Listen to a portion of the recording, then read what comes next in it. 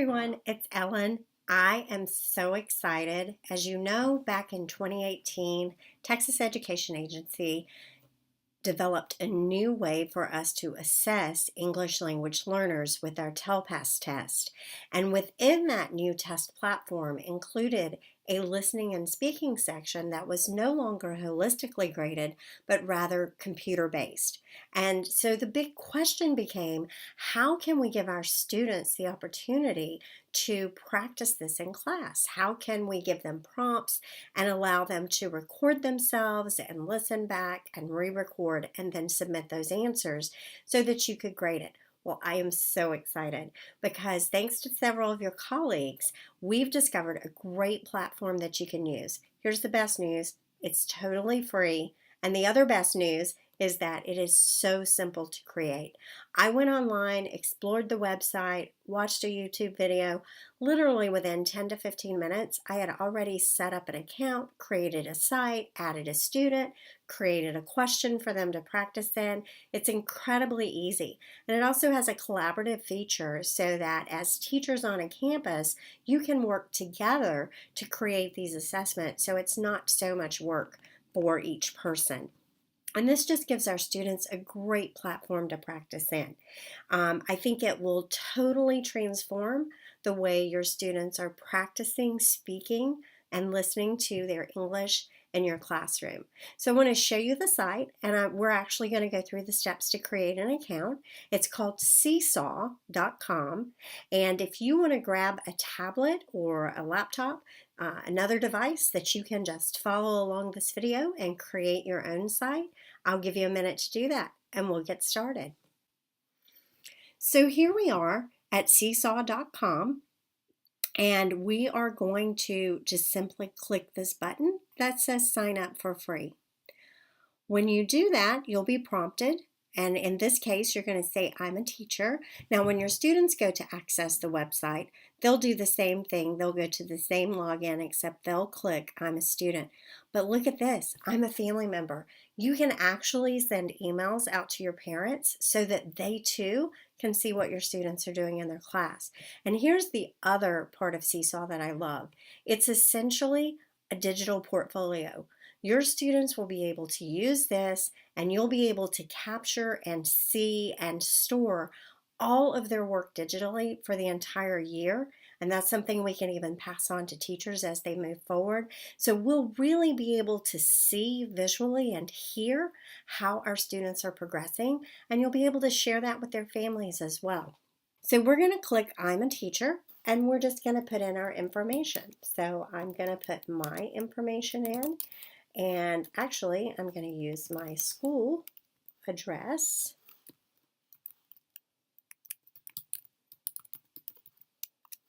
And we're going to create a password.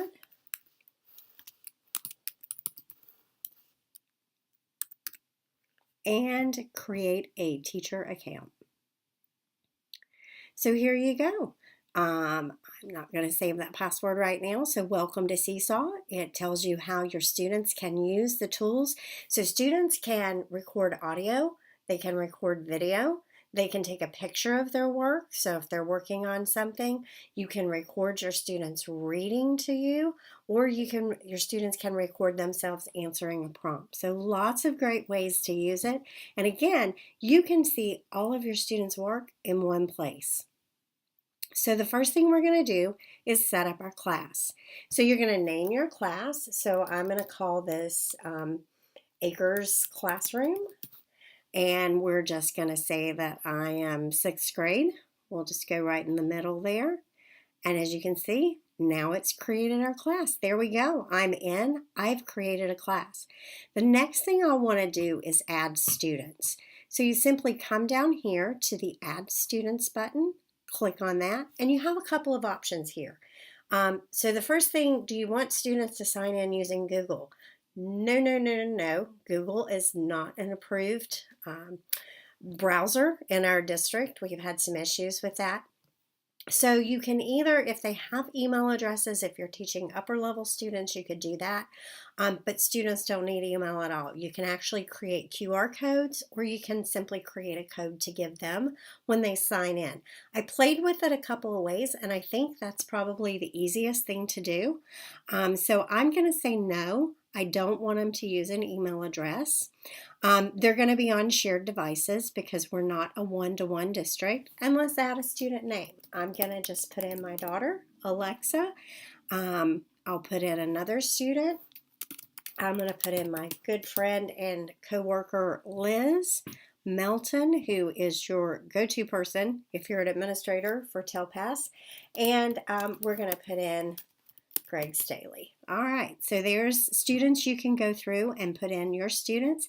Just click the check when you're done. So now you're ready to use SeeSaw with your students, and so you have a couple of options. You can use a QR code if you have tablets in your classroom, or a way that they can scan a QR code. That's probably the easiest thing because it'll generate one for each student, and you can simply hand it to them and they can use. And you can create a poster here. Or you can simply use this text code here. And this is what I like to use. I found this was super easy. So I'm going to take just a minute and write this code down, and then we'll go to our student site and show you how easy it is. So we have ETU YGJ.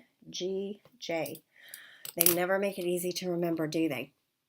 Okay, so that's how your students are going to sign in. But before I sign in as a student, I want to create an activity because I want to show you how quick and easy it is to create an activity on here.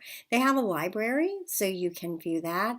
If you want your student to work a math problem and write and explain it to you, they can capture a video of them doing that, or an audio. If you want them to read to you, or if you want them to have a listening prompt. So many different ways you can use SeeSaw, and I would encourage you to simply explore it. We're going to go to activities, and you're simply going to create the green plus button. You can browse the library. We're going to create an activity.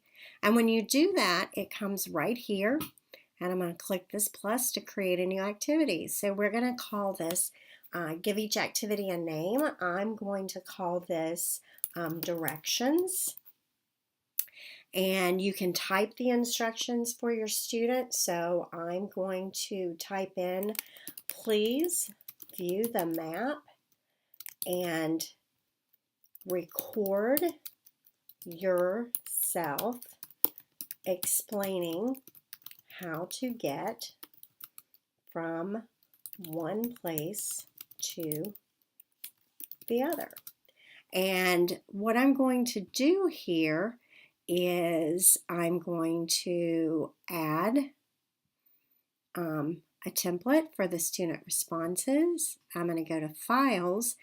I actually went and selected a TELPAS question. I went online and pulled up an example TELPAS question, and I simply screenshotted that question. So I'm going to click Open.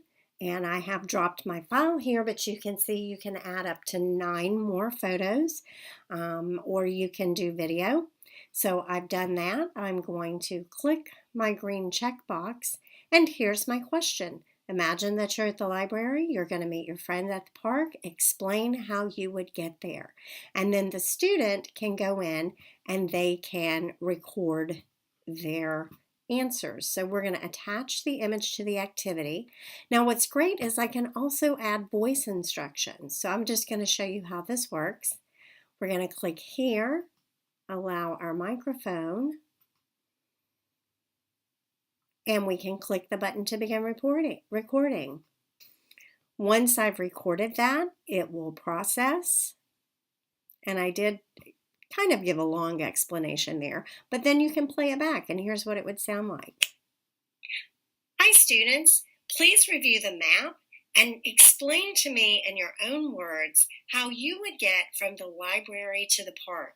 So as you can see, if your student is an early English language learner and you needed to record directions in Spanish or read the question in Spanish and then English to the student, you have the opportunity to do that as well. You also can add multimedia for instructions or an example. So super easy. We're just going to click Save. And there you go. Now it's in your library. If you want to share it, simply click Share. I'm going to share it with the 4 students in my classroom. Click here, and there you go. So now all your students have to do is sign in, and the activity should be there. So let's go back and let's sign in as one of my students. So we're going to click Sign In. When you click the sign in screen, you're going to see here we have Acres Classroom. I'm going to be Alexa Acres, and I'm going to go to my activities, and look, there's my activity. So I can play the instructions, I can read the question, and then I can go in and record my answer and submit it to my teacher. The beautiful thing is you'll have a portfolio of work that's available to you to really see how your students are learning and growing throughout the year. So that's how easy it is to use SeeSaw. I hope you'll take the time to play with it, to experiment, and I hope you'll find it a valuable free tool in your toolbox that you can use to help your students practice speaking English each and every day in your classroom. Thanks for watching. I hope to see you soon.